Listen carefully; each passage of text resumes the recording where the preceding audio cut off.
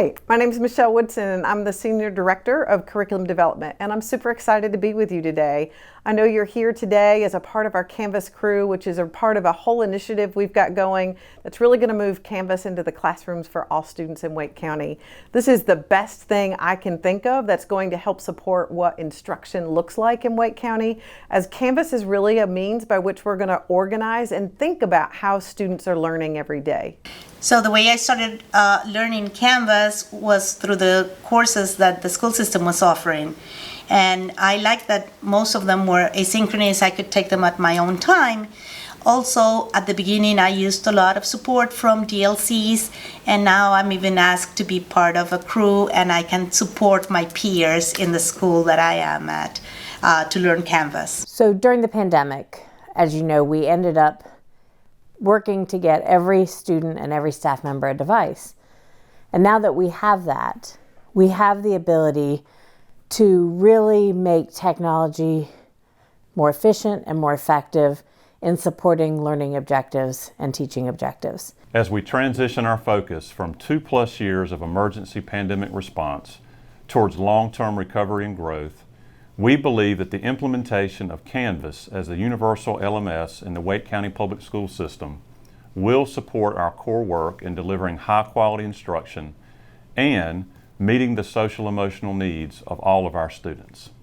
So I had the privilege of teaching in the virtual academy last year, where Canvas was the platform of choice, and that taught me a lot about how to use Canvas, but it also gave me some great experience in the online teaching. But prior to that, for years, for 2 decades, I've been teaching in person. And so my challenge to myself when I came back this year in person was to find ways to make a truly blended classroom, to use the best things that I learned from Virtual Academy and combine them with the best things from in-person instruction. And Canvas provides this really nice single hub of learning where my students can access materials they need for in-person learning. I can post information that students can access outside of school when they're absent or sick or on a snow day or something like that. I find that when I make lessons in Canvas and I make them truly blended experiences, my students get to have that in-person live experience that we know has all that value, but they also have the advantage of an archive of learning lessons and all the tools that are in Canvas to facilitate learning outside of my classroom as well. One of my favorite things to do is build collaboration through Canvas. Students can submit work and have peer reviewers give them feedback, and as a teacher, it's only a couple of button presses to make that happen, and it takes care of itself. I can also do collaboration through discussions in Canvas where my students actually interact with one another and with me. And students can do group projects in Canvas where they all get the same assignment, they work on it together, and they can submit it as a group. One of the many things that we love about Canvas is the variety of accessibility features that are incorporated within the platform in order to be able to allow students to access content and curriculum. So, for example, one of the really cool things that Canvas allows is for annotation within assignments. It allows for read aloud for students who might need the text read aloud to them so that they can hear it. You can increase, decrease text size. You can change colors so that it's a little more readable for students who might have visual accommodations. There's a dictionary built in, and one of the best parts about it is that there's the ability to translate into 60 languages. So students can hear or read assignments in their native language so that is less of a barrier to their learning. And so the fact that all of these accessibility features are part of the core of Canvas really means that more students are going to be able to, like I said, access that content and curriculum in a way that will allow them to be successful. So I really want to think about how we use Canvas in the classroom every day, because the reality is this should not be anything that is separate from what teachers do every day in the teaching and learning process. This is really about how we organize our instruction. And so we organize it not only for ourselves, but certainly for our students and for our families. The good thing about Canvas is when you open Canvas, you can see all the classes and they're all incredibly organized, and you can actually see what is missing in which class. So one of the great things about Canvas that I really enjoyed using is the Mastery Path option.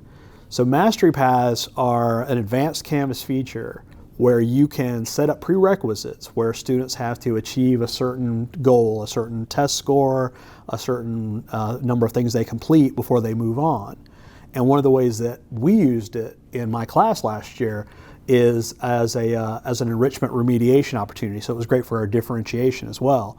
Based on our test scores, the students were then split either into a remediation retest path or into an enrichment path. And those who were on the remediation path, they got extra help, they got some personal attention, they got practice videos, practice games, practice teaching. The enrichment, they then had a separate project that they went on and did to further enhance their learning. And that's great because whenever you create something like a mastery path or a quiz or whatever, once it's in Canvas, it's always there at your fingertips. I use Canvas for my biotech classes and my science class, and it makes everything a lot easier because it's easier to actually access the assignments and what you need to do. So I'm a huge fan of Canvas for a lot of reasons, and one of the biggest ones has to do with the way my students can get feedback about the work that they've done in class. You know, traditionally a student would get a grade on a worksheet or an assignment and get it back, and oftentimes they would just shove that in their bag or throw it in the trash, and that would be the end of it. But as teachers, we all know that the real strength, the real power of helping them improve comes from giving them feedback on their work and then getting them to act on that feedback and turning that feedback into a conversation with the student.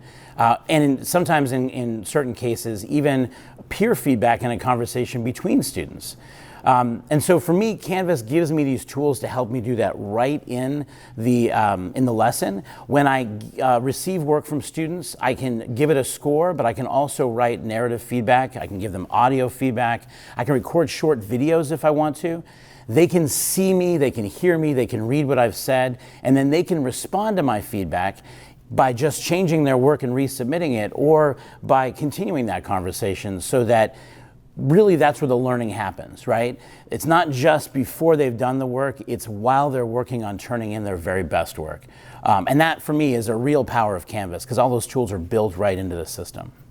With the feedback, you can chat back and forth with your teacher, and you can do audio chat and emojis, and it's like you're normally texting, but it's with your teachers. So the way I'm introducing blended learning in first grade is very exciting. We are starting with one course, and then I will be adding throughout the year the rest of them. It's very interesting because I use it for differentiation purposes. After they do the whole group instruction, they go to Canvas, and it's like a one-place shop. They know that their assignments are there, and they're all differentiated. And they might work with an assignment there and with a Google instrument like slides they have to watch, and then they do a Jamboard. Or I might give them like a graphic organizer, and they might listen to a story, and then they have to complete the graphic organizer. So that way they're also writing and doing some blended learning there. Canvas allows the user to create various types of assessments.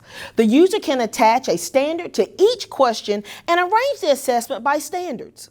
The reports generated allow the user to see standard mastery at a glance. The report breaks down the data statistically. So for myself, as I use it, I can quickly look at a standard and see if my kids have 80% mastery on that part of the content, which before I had to place the information into Excel, look through all of the information, and then I could see whether or not those students had mastery on that standard. And you had to do that for each individual standard, which Canvas allows you to avoid. It does take some initial planning. It takes a little while to set these things up. Once you get it set up, Canvas is amazingly efficient at helping you kind of maintain workflow. Another thing I love about Canvas is the way that I can communicate with my students and their families very easily. The Canvas inbox acts like a little miniature version of email, but with a whole lot of extra features that allow me to reach out to just the students I need to, the ones who are missing an assignment, or the ones who did well, the ones who didn't do well. And it mirrors to their Outlook email, so they can see my responses, my messages in either place. In addition to that, I can use Canvas to communicate with parents. Parents can make observer accounts where they can see the things that I'm announcing and the things that I've shared with the class, and that helps them to be the best partner possible with the learning that I'm trying to have happen in my classroom. In some recent mid-pandemic research conducted by John Hattie and some of his colleagues, they make the point that, quote, "The greatest travesty that can arise for schools is if we rush back to the old normal, having learned nothing new." In our view, the transition to Canvas as the single LMS in the Wake County Public School System is one important and concrete example of our collective desire to move forward and not to allow ourselves to be satisfied with the status quo. We know that there is much work ahead and there will be some bumps in the road, but we're excited and optimistic about the new direction.